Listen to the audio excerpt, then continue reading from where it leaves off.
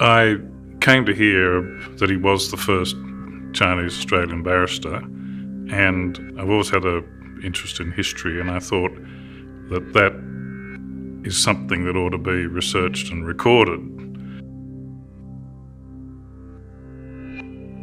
He had been sent when he was young to China for a classical Chinese education. He was sent when he was about 10 or 11. He came back 9 years later. He'd virtually lost the ability to speak English. He didn't have a secondary school education from Australia. His father suggested he go and do a diploma of commerce at Sydney University, which did not require matriculation, to get admitted to the law faculty, which he did.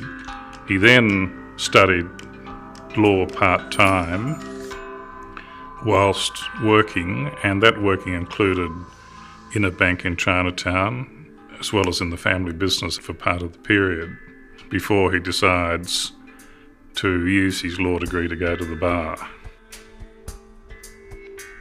The first person to do something, and they may not end up being high flyers, but they're having to face all the barriers for entry for the first time and work out how to deal with them.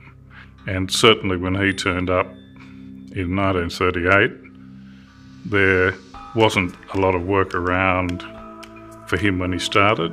But what kicked off his practice was that as a result of the war, a large number of Chinese seamen stranded here who were charged with various things like desertion and things like that. The Chinese Seamen's Union got him to appear for a lot of these Chinese. He was getting courtroom experience, quite a lot of it, and during the war he was employed as a translator at Victoria Barracks, part of his contribution to the war effort.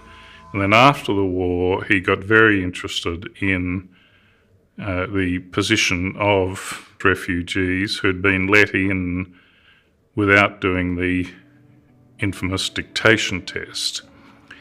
And the High Court held, well, if you've been let in and you weren't given the dictation test, well, you weren't an illegal immigrant.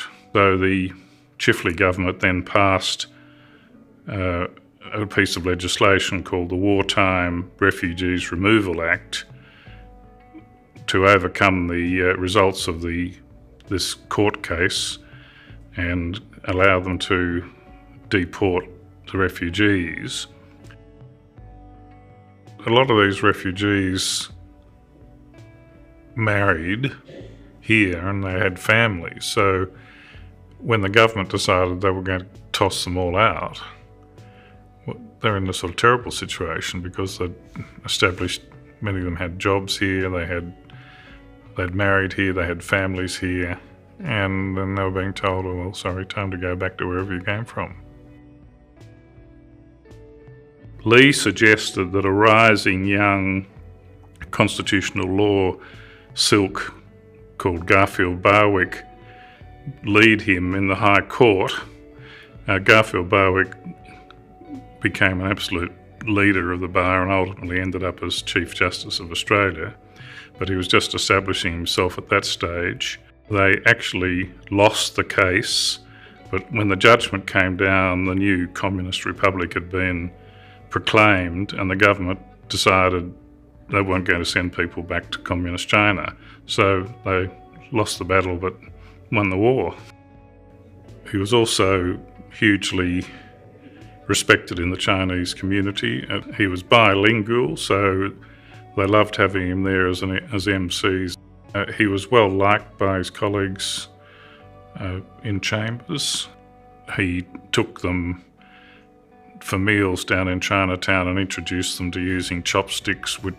And there was no one else, no other Chinese for many years after him.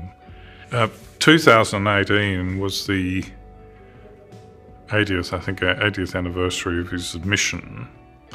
And his old chambers had a little ceremony to recognise the fact that he'd been on the floor and was the first Chinese barrister, and unveiled a plaque